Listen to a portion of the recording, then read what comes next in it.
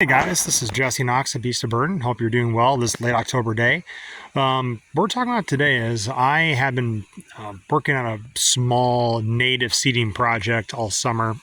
What I've done is, this is my farmhouse. I rent it out to a tenant, and I've been mowing this past few years. And frankly, listening to the Wild Turkey podcast, grass is trash. I've been mowing a yard for years, and I think this is a farm for wildlife. Why the hell am I managing a yard? And over time, the yard has just gotten really poor quality. This is more orangish clay. It's not good quality. So I decided to sign up for a small eco program to help pay for an Ada Hayden mix. Ada Hayden is a very diverse native mix. Now, I've talked in previous videos that sometimes poor soil doesn't always inhibit, or I should say, encourage native growth. This is more timber soil, but there's I lose count how many different species are in that mix. So, and this is, late October, the soil temperatures are around the 50-degree mark. We're in good shape to go seed. And what we're going to do is, since this area is so small and we've sprayed it 3 times, I decided to work the dirt. And I'll tell you why. When you establish prairie,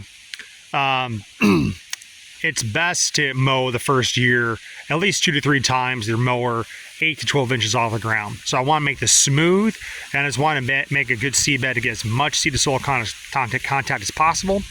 And really, this is my father-in-law's little garden tractor. I own a 7-foot tiller, but this little king cutter tiller, oh my gosh, this thing makes a beautiful seed bed.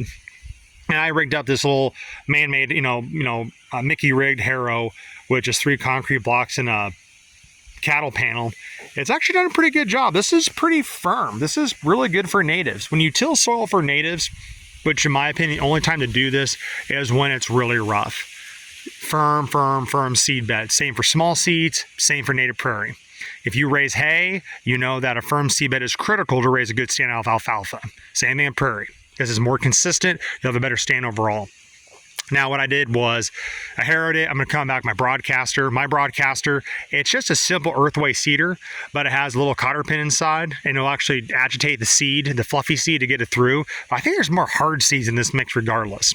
So we'll broadcast it on, they'll harrow one more time. Then the finishing touch, what we'll do is we will add wheat to this. Wheat's actually a really good nurse crop. You can do oats, but however, oats are going to die the first time of frost. So you don't really have a lot of time to get these in.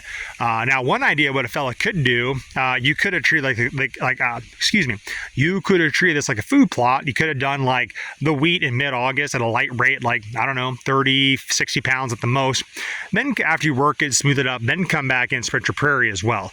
But it depends how thick you make the wheat. The wheat can make a nice mat and make it really difficult to get those native seeds down the ground, or you can do it later. Wheat will germinate. I would avoid rye.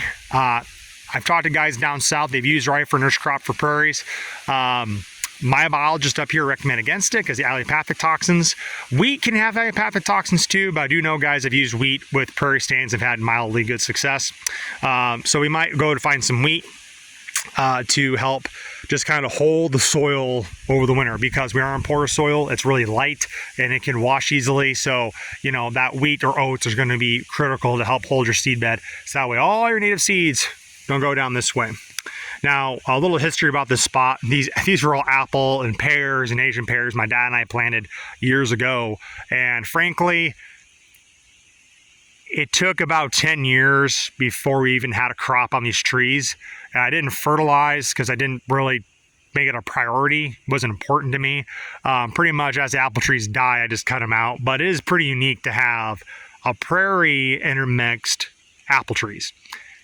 I don't know how much the apple trees are going to compete with the prairie. I don't know. It's kind of an experiment.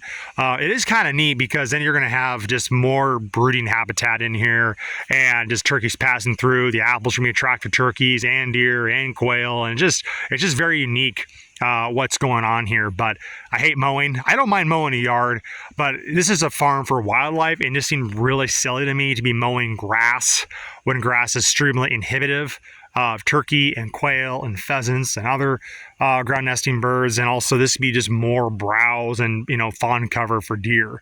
And honestly, this whole area is going to expand. These cedar trees are going bye-bye. It's just going to add. You can see there's some big blue stem down in here. Quick side story, and I'll let you guys go. When my dad first built this house, I won't show you all of it, but the garage was actually the cabin. And It was a pretty small cabin, just enough for a couple guys to hang out.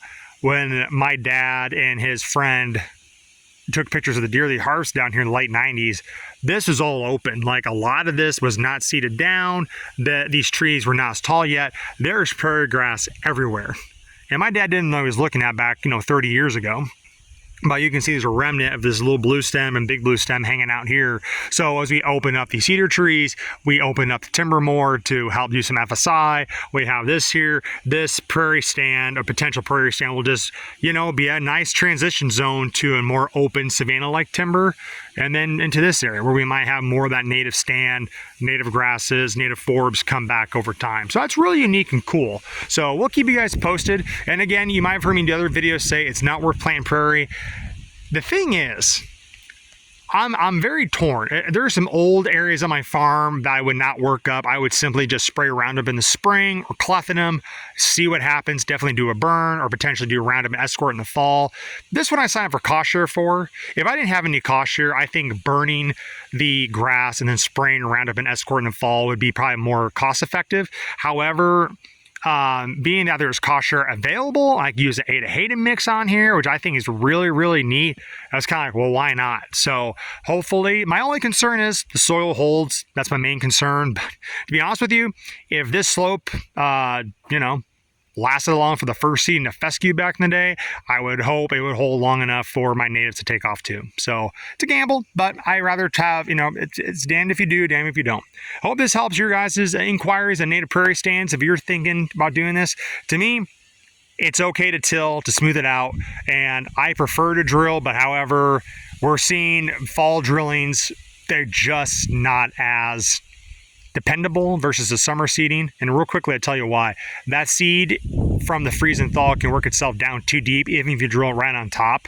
It's great for forbs. If it was a strict pollinator, drill, hell yeah, break it out. Grasses, they tend to they're really fluffy. They can actually, by accident, by the freeze and thaw, depending on how wet and cold we have throughout the winter, can actually push that native seed down deep enough and actually will die. So that's why we're attempting to broadcast and harrow in to see what happens. I've heard other biologists and other guys that do this for a living and work for the DNR, they've had way more higher success rates with diverse native seeding in the fall. Again, if you were doing strictly a pollinator seeding, I would say go ahead and drill in the fall. It's going to be great. That stratification process is perfect for your those forbs. And I would stick, if you're doing like a CP25, switchgrass, a tall prairie stand, short prairie stand, I'd encourage you the summertime. My experience, we've had way better success with native grass stands in the summertime versus doing pollinators, versus doing native grass in the fall. Anyway, hope those little tips help. We'll keep you guys posted. Thanks for watching.